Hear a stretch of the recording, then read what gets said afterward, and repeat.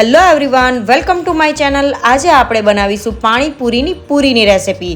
જેવી બજારમાં મળે છે તેના કરતાં પણ સારી અને ઇઝી રીતે આપણે પાણીપુરીની પૂરી બનાવીશું। તો ચાલો આપણે સ્ટાર્ટ કરીએ।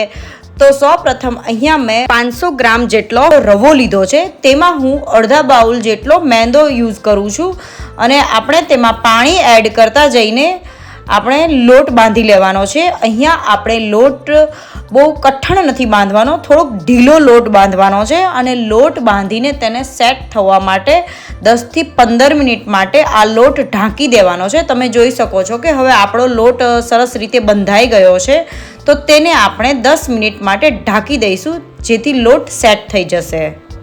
આશરે 10-15 મિનિટ પછી હવે આપણો લોટ સેટ થઈ ગયો છે। તો હવે આ લોટને એકાદ મિનિટ માટે ફરીથી મસળીને હવે તેના આપણે નાના નાના લુવા રેડી કરી લેવાના છે। જો અહીંયા તમને લોટ થોડો કઠણ લાગે તો સેજ એવું પાણી એડ કરીને ફરીથી મસળી લેવાનો છે।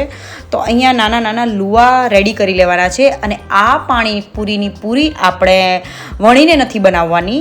આ પાણીપુરીની પૂરી આપણે રોટી મેકર યા તો ખાખરા મેકરનું જે મશીન આવે છે તેમાં બનાવવાની છે।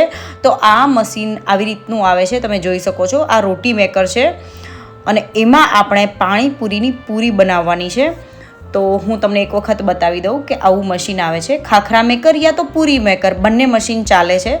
તો હવે આપણે પહેલાં તો મશીનને ચાલુ કરી દેવાનું છે અને થોડું એવું ગરમ થાય મશીન પછી જે આપણે લોટમાંથી નાના નાના લુવા રેડી કર્યા છે તે આ મશીન પર મૂકીને તેને પ્રેસ કરવાનું છે, એટલે આવી નાની એવી પૂરી રેડી થઈ જશે।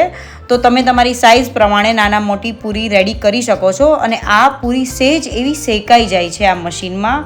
તો એવી રીતે આપણે થોડી ઘણી પૂરી રેડી કરી લઈશું અને તમે જોઈ શકો છો કે સરસ એવી પૂરી હલકી હલકી શેકાય છે, એટલે બહુ વધારે પ્રેસ નથી કરવાનું, હળવા હાથે જ પ્રેસ કરીને આપણે આવી રીતે પૂરી રેડી કરી લેવાની છે।